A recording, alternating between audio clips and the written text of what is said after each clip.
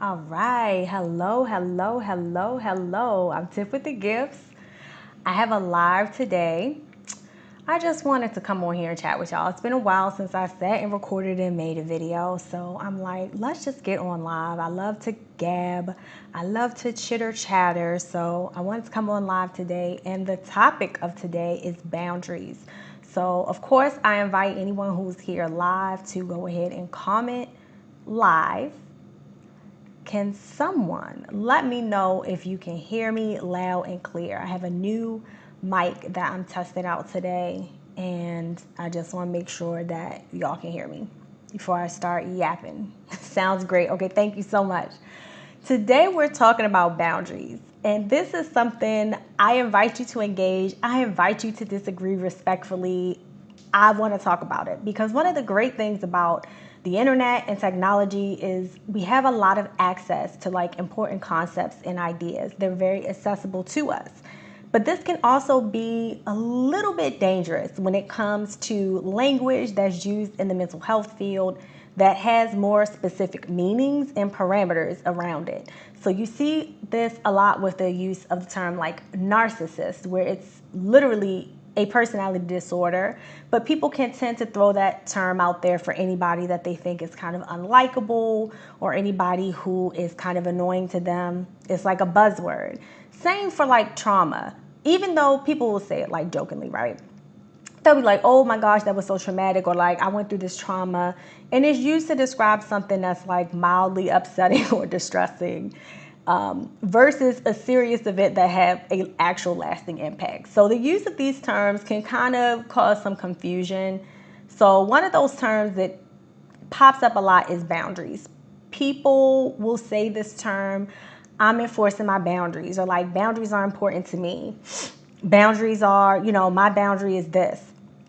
And sometimes what they're really describing is a preference and not a boundary. So boundaries are meant to protect you. What they're not meant to do is control other people. Nothing that we can do control other people. It's not something that we should be trying to do, and it's definitely not something that a boundary can do. So the difference between a boundary and a preference, we can take it to Oxford Dictionary if you want, but I'll just summarize it myself. A boundary is something that sets a limit. Like you can see on the screen, there are waves right now. There's a boundary where the land meets the sea, right? That's a natural boundary that occurs naturally in Earth. Yeah, there may be a little zone of overlap, but in general, if you walk into the sea expecting the same rules of dry ground, you're going to drown to death because that is a boundary. And there are different rules of engagement when you're in a body of water than when you're standing on land. That's a great example of a natural boundary. The boundary is not to control people, but it's to set a parameter of behavior. A preference is something that you like. I prefer ice cream over cookies.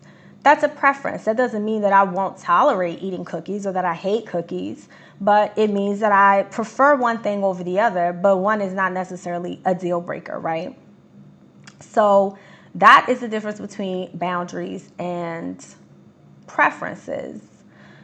Now, I actually think I can pull this up. Hold on, let me see. Where'd that window go? Here it is. I actually will pull up the definition here. So a boundary, something that indicates or fixes a limit or extent. So like a boundary of a property is a great idea. A mountain range that forms the country's northern boundary.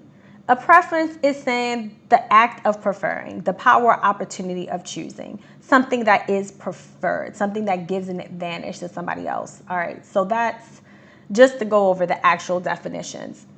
Now, boundaries are going to reflect you, your level of healing, and your wholeness, and boundaries can change throughout our lives, right? They can change as we grow. They probably should change as we grow. Like, I had a boundary in my late 20s.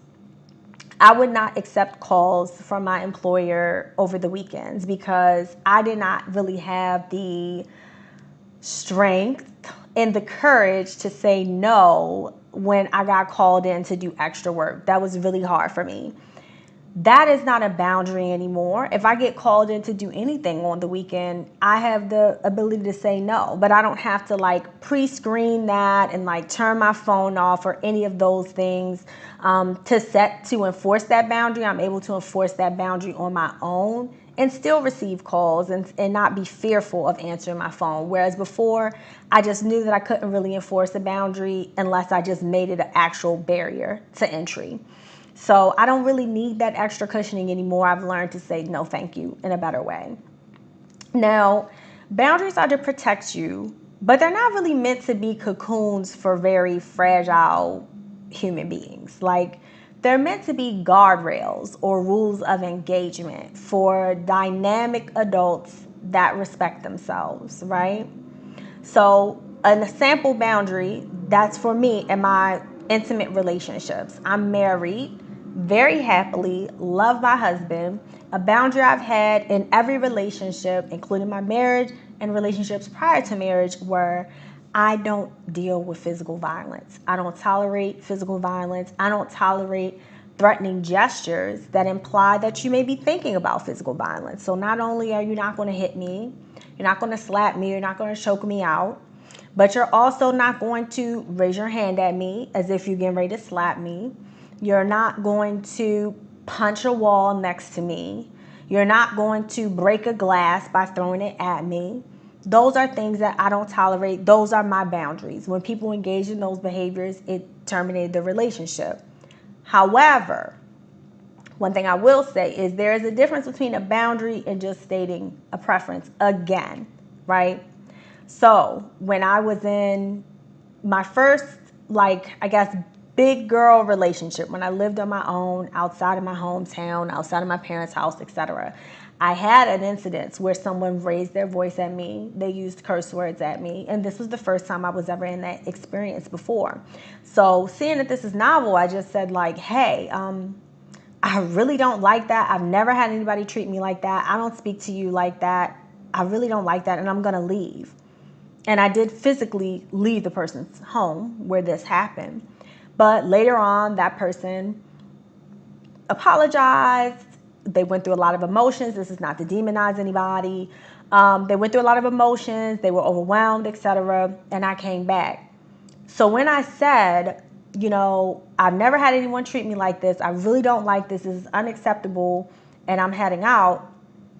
That was not a boundary. That was me making a statement about what I was observing, what I was going through, what I liked and didn't like. So let's talk about kind of the components of stating a boundary, right? Because boundaries are only as real as you're willing to enforce. And the best way to enforce a boundary is to give a clear and direct warning the first time a boundary is violated, pending the severity of the boundary. There are some boundaries you don't need to give a warning, you just need to leave. But this is the most important part. If it's not enforced, or let me phrase that differently. If the boundary is broken, if the boundary is, violated, then you can remove your presence after. That's the only way to ensure that your boundary is enforced, is being willing to remove yourself from the person that is breaking the boundary point or violating the boundary. So since I did not do that, I also didn't say, this is unacceptable, and if it happens again, then I'm out of the relationship. I didn't say that, and I didn't mean it, obviously, because I returned after that, and then there were further incidents. So the components of a boundary, when you're stating it, is giving a warning and saying that you will change your behavior if they don't change theirs. This is why it's not a control mechanism. So, sample template. I don't like X behavior. It makes me feel Y. If it happens again, I will Z. Fill in the X, Y, and Z. Example. And this can work for romantic relationships, for family relationships, for professional relationships, etc. I don't like when we get together and talk badly about my cousin. It makes me feel like we're gossiping. So let's change the topic. Okay? Very simple. I don't like the way that you single me out for my quality of work in front of the whole team. It makes me feel targeted. I would prefer that you talk to me in private like you do every other teammate. And if we can't come to an agreement on this, then we're going to have to iron this out in HR. That's a boundary. It has the expectation, how it's being violated, how you feel about it. That's not crucial, but throw it in if it helps. And what's going to happen if the boundary is violated, right? I don't like when you curse at me. It makes me feel small, or it makes me feel afraid, makes me feel unhappy. And if it happens again, I'm going to have to take a break from communication. That's a clear boundary. Last example, this is my favorite one. I don't date people who cheat. It makes me feel emotionally and sexually unsafe. If you cheat, I will end the relationship. That's a very clear boundary, right? So when you state boundaries, what are some things that can happen? Like, how do people usually react to it? And also drop a stop sign emoji in the chat or in the comments if you've ever had a boundary of yours get totally ignored, because I think that's something we can all relate to. So there's a few possibilities of how people can react to boundaries when you state them clearly. And if there's a miscommunication or repeated violation, it needs to be stated clearly. You can't just insinuate a boundary and expect people to read your mind. Say it clearly. I don't like X. It makes me feel Y. And if you keep doing it, I'm going to Z. Notice how none of that is about controlling the person. It's controlling yourself and saying, if you keep doing this, I'm going to remove myself, right? Thank you for dropping a stop sign in the chat. Thank you. Thank you for dropping that stop sign in the chat. Okay, so you can set the boundary in a way that you almost expect it to be violated, and be clear on what you will do when that happens. You don't want to literally expect somebody to violate the boundary, but you need to know that it's a possibility once you lay out that boundary, and you need to be prepared to act on your end if they do not, obey, understand, willing to work with the boundary. If you don't do what you said you was prepared to do, then you kind of set a precedent that you're either BSing, which means that the boundary isn't important to you, or either you don't even know yourself well enough to set boundaries that are meaningful to you, or worse, somebody who has a predatory mindset, or well, we won't say predatory because that's controversial. Somebody who has an opportunistic thought pattern and pattern of behavior will see you set a boundary, them violate it, and you not do anything about it, like leave. And they will see that you are, in their mind, weak and or easily manipulated. That's what it can signal when you aren't willing to enforce a boundary, but you state it and make a bunch of fuss over it. Like, there was a meme that went around, and I'm not making fun of infidelity because it's not funny. It's not funny. But there was a meme that went around that was like, women will do all the CIA and FBI background checks and deep dives and pulling up secret information and finding receipts just to cry and stay.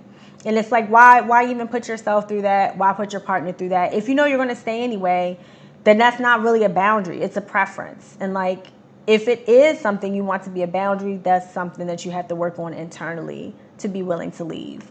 But anyways, backing it up, what can happen? What are a few outcomes that can happen when you state a boundary?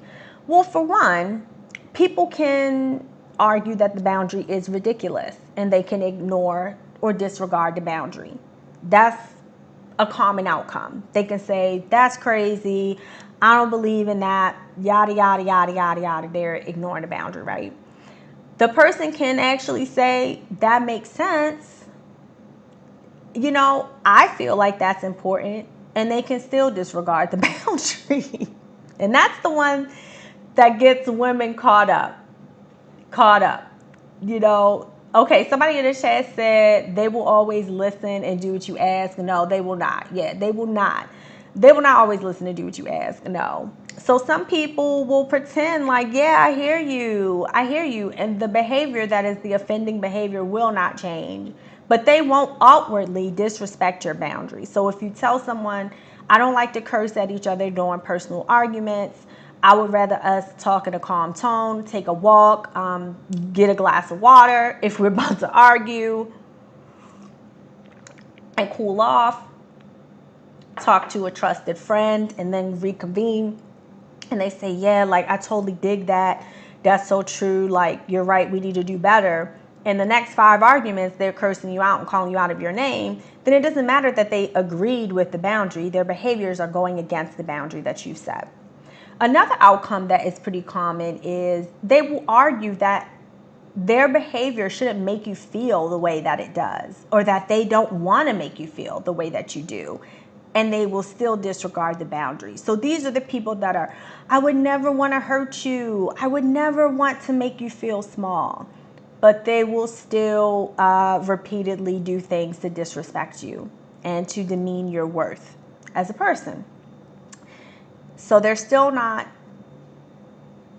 showing any regard to the boundary or any regard to your feelings. And they may say, when I cheat, it doesn't mean that I don't love you. That's a common one. I just use very common examples. If I cheat, it doesn't mean that. They didn't mean anything. Okay, but the boundary means that to me. I'm the one that has the boundary. I'm the one that has the preference. So it may not mean that to you, but it's what it means to me. And if you continue to ignore my boundary, then I have to end the relationship. Somebody says, sound like cheating is the theme of this live. Okay, no. Well, let's not say that one. If somebody is very animated when they speak and they may throw objects, I don't mean to be rude or make light of any type of domestic violence situation. I have a term for those situations called rodeo behavior, because it's like you're in a yeehaw rodeo, like everything is wild and crazy. I don't really like those circumstances. I don't like those environments. So if you tell somebody, when you throw something, when you're angry, it makes me scared, it brings up bad memories of my household or situations I've been in, and they say, oh, it doesn't mean that to me. To me, it just means I'm blowing off steam. Okay, but I expressed that it means that to me. So you gonna not do it so that I feel safe, or do I need to remove myself because I'll never feel safe here? Another thing that people can do when they hear your boundaries is they may share insight as to why they do the behavior or what it means to them. And they may then, after that, accept the boundary or still disregard it. And they can even say, like, hey, thanks for sharing that. I don't agree with it, or maybe even I don't understand it. But they can either, again, accept it. They don't have to understand it. It doesn't have to mean the same thing to them. And try the boundary, or they can still disregard it. So this is something that gets people caught up. When they have these conversations, you may feel like if they get it, it's a breakthrough, but you have to hyper focus in on their actions, not their words. Their words can say anything. Focus on the actions and see if the trend or pattern that caused you to state the boundary is still there, or it's not, or it's resolved, right?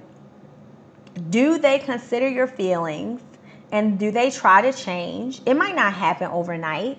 Are they putting in effort? Or are they resentful about you stating the boundary? Are they putting in effort resentfully? These are the things to kind of look out for when you state a boundary and they say, I'm going to try. It may not be an overnight change, but are they trending towards resolving the issue, right?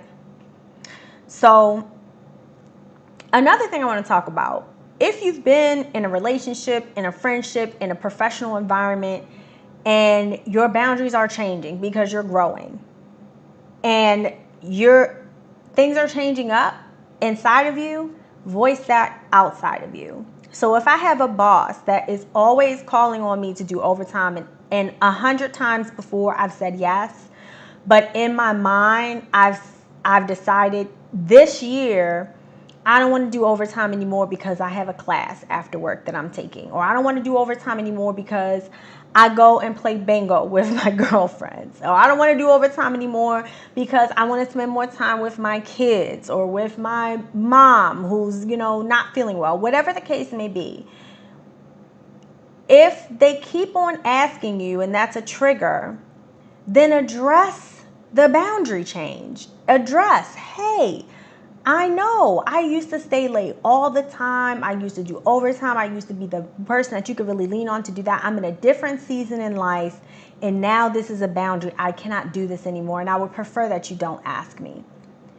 State when things change if there's been a pattern that someone else is used to. There's nothing wrong with that. And I think sometimes we get in such awkward situations because we just don't want to open our mouths and express ourselves, or we may not have the tools to communicate clearly. That's something that we practice.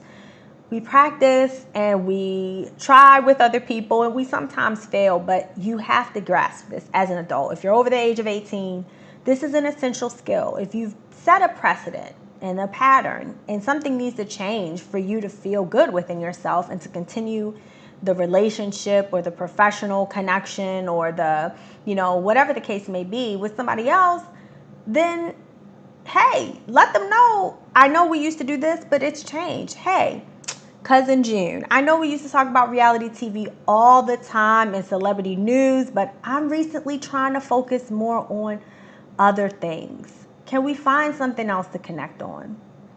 Very simple, right? Or like, hey, James, I know we used to Netflix and chill, but recently I'm finding that I really like to go out more and like focus less on the physical connection. Can we take turns and begin to plan dates, or would you mind planning a date? That is effective communication, and that is stating, hey, my interests and potentially a boundary is changing. It's coming up, right? We may have a conflict over this. I'm letting you know I'm changing. But what we have to keep in mind is just because we're changing and we have a boundary or a preference, you have to still give people time to think and decide what they want. Because Cousin June might want to continue sipping celebrity tea, and James may want to continue the situationship, and he doesn't want to put in the extra work of planning dates and all of that. You have to give people time, and they have just as much of a right to stay the same as you have a right to change. And it doesn't mean that their value is diminished. It doesn't mean that your value is diminished. We don't have to attach what's called a value judgment on it, where it's either good or bad. It just is.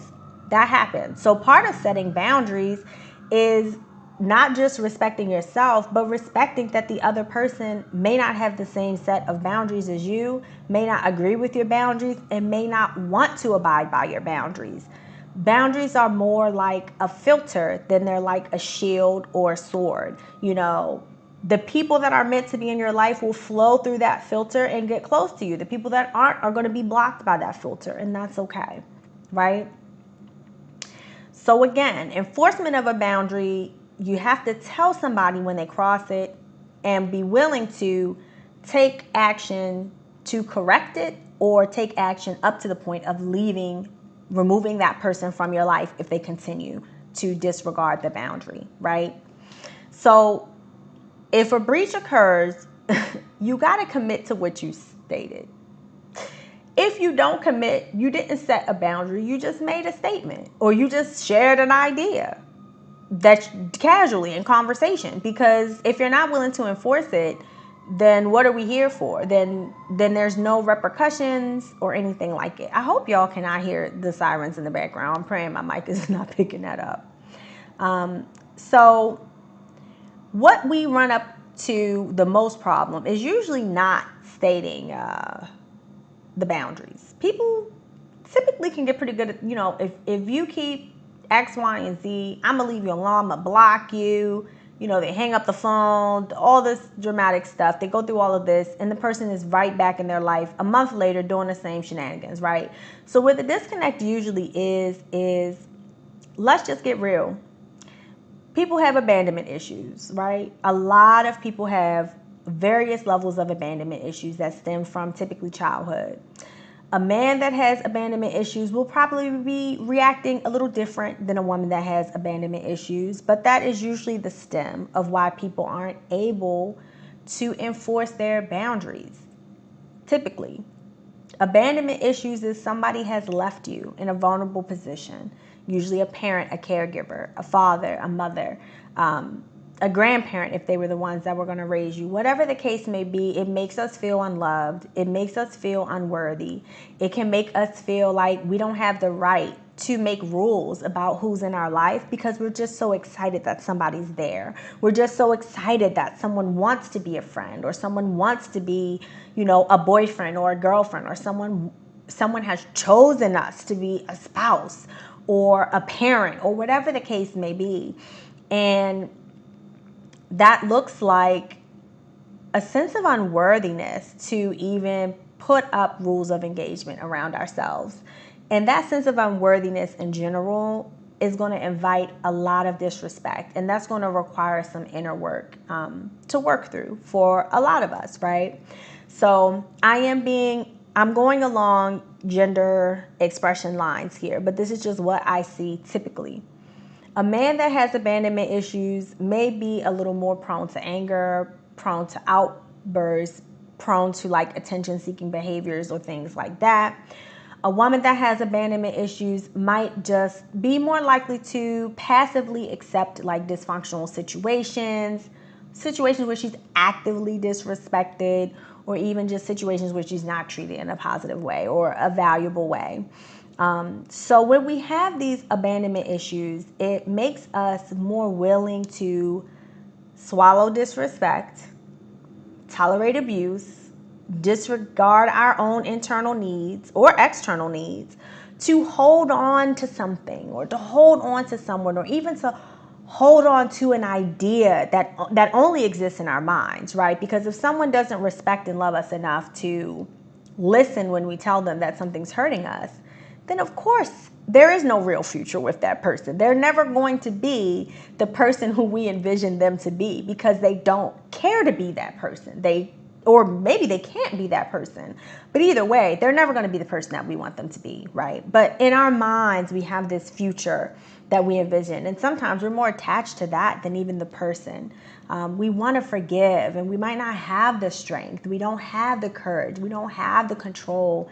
And that particular issue of not being able to enforce boundaries has literally nothing to do with the other person. That other person, I know they can seem like shiny and shimmery and important and the best thing in the world. You can put a mannequin into the place of that person. It's your internal feelings that are driving your behavior. It's not that that person's so special. It's not that you will never find another person like that. You will project that onto anyone that's in that spot until you begin to fortify your own inner self, until you begin to realize and recognize that you are worthy, that you are a person who deserves to protect themselves, that you have the right inherently as a human being to protect yourself, right? But sometimes we're going to get into the dark side of how people use boundaries. Now, we talked about boundaries as if every boundary that you set is valid, but that's a false assumption. Some boundaries are absolutely ridiculous. Some boundaries are actually manipulative. So now we're going to go into that side of things. What if your boundaries actually are BS, right? Somebody in the chat said that's scary. It is really scary. And we all, to a certain extent, even if we don't have abandonment issues, many of us have gone through troubles or turmoil, depression, anxiety, things like that really wear us down and may have us question our self-worth. And that's why it's important to do the inner work when you go through that, so that you don't internalize the wrong ideas about who you are, because you are beautiful. Whoever's listening to this, you are a beautiful person. You have good traits, you have bad traits. And every day that you wake up is a day that you can show the good and that you can work on the bad and make them, neutral and then good.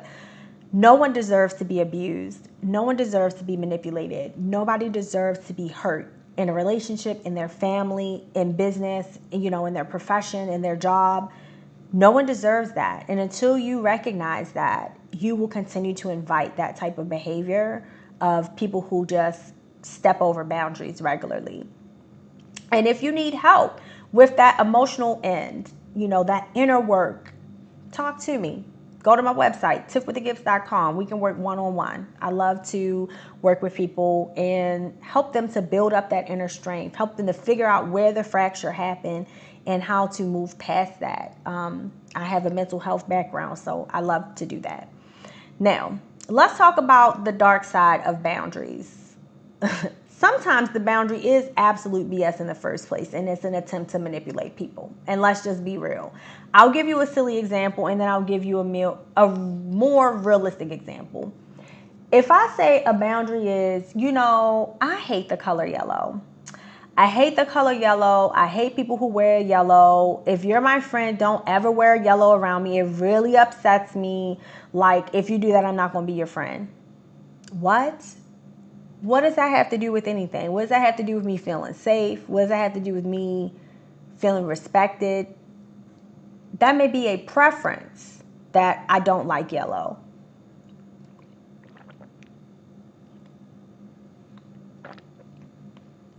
It may be a preference that I don't like yellow.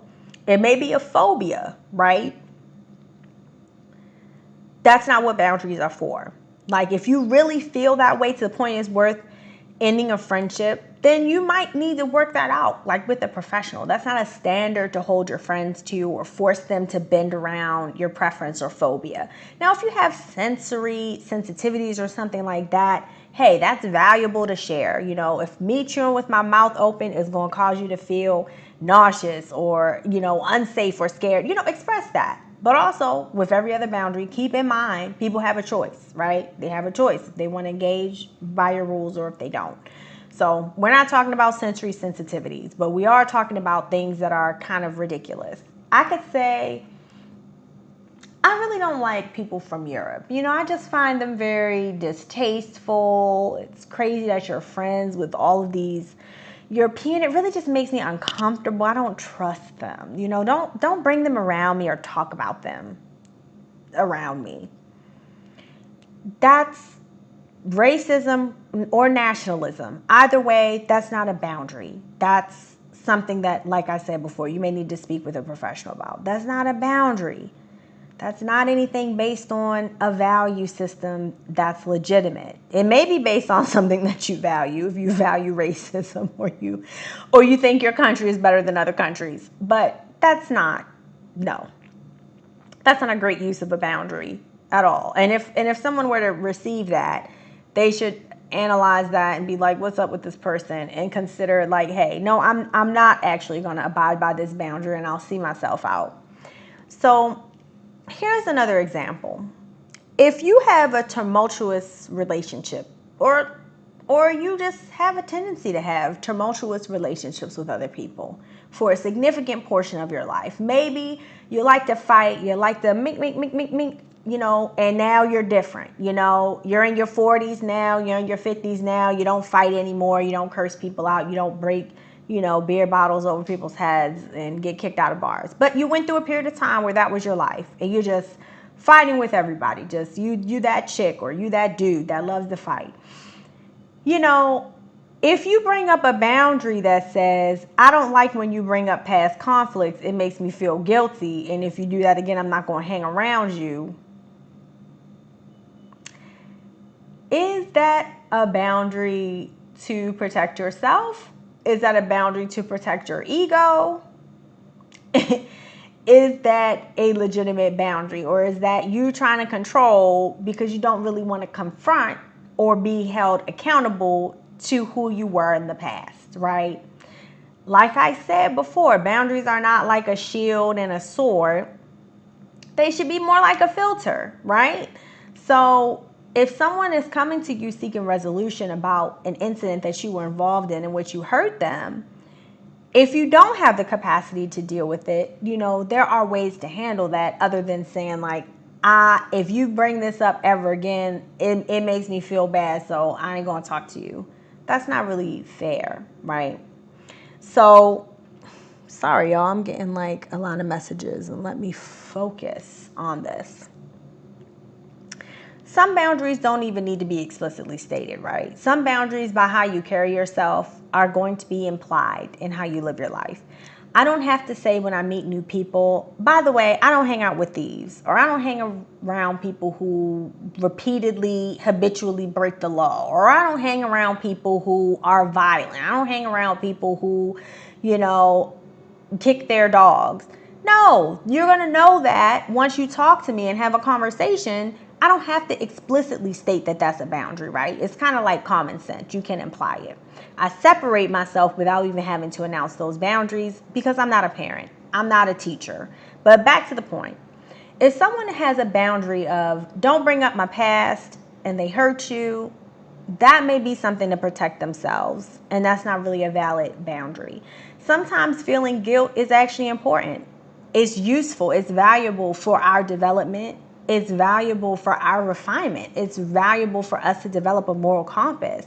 So if your boundaries are more about like not feeling bad, not thinking of the past, avoiding difficult conversations, or silencing criticism, that's kind of a sign to check your internal purpose for setting that boundary, right?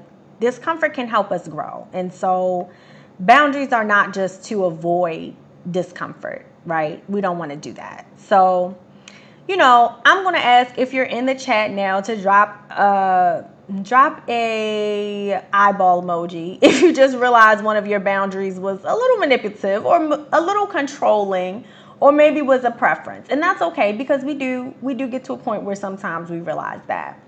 But let's say your past involves addiction, or your past involves abuse, or your past involves, something in your life that you are ashamed of, or that you are fearful to look back. Thank you for the eyeball emojis. That you are fearful to look back on, or you're scared or embarrassed about. It's okay to say, hey, it makes me uncomfortable to have these conversations, but I understand it could be important to you.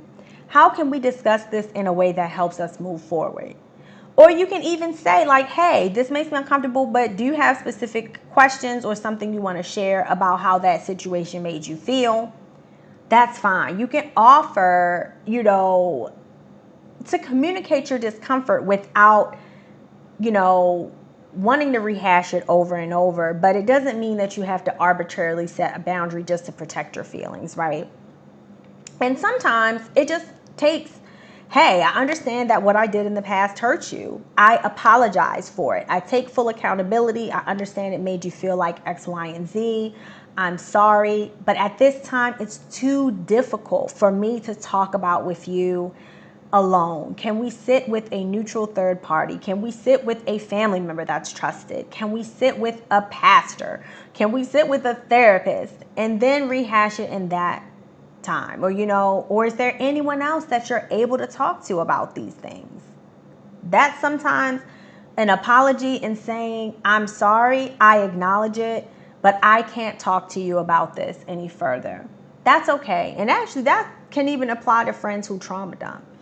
If you have a friend that likes to trauma dump, that's be like, hey, I'm sorry that you're upset about everything that's happening in the world, because there's so much happening right now, and I understand that. But I'm not the person that you can talk to about that. So, I'm sorry. That's actually a boundary for me.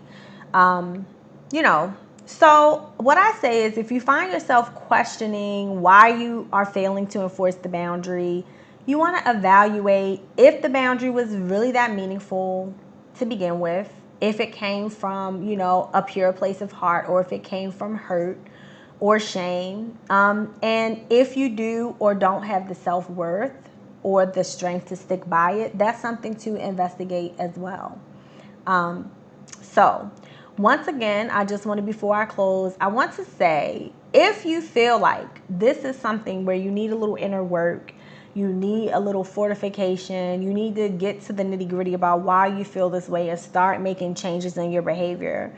That is something I do work with clients one-on-one. So if you're ready to put in the work, make a change, set a boundary, state that boundary, state what will happen if that boundary is violated, and stand on business, then you can set up a one-on-one session for me. We can practice that together. Again, visit me at tiffwiththegifts.com. And I'm going to wrap up this live, guys. It was great chatting with y'all today. Have a wonderful night, and I'll see you probably next week. Bye.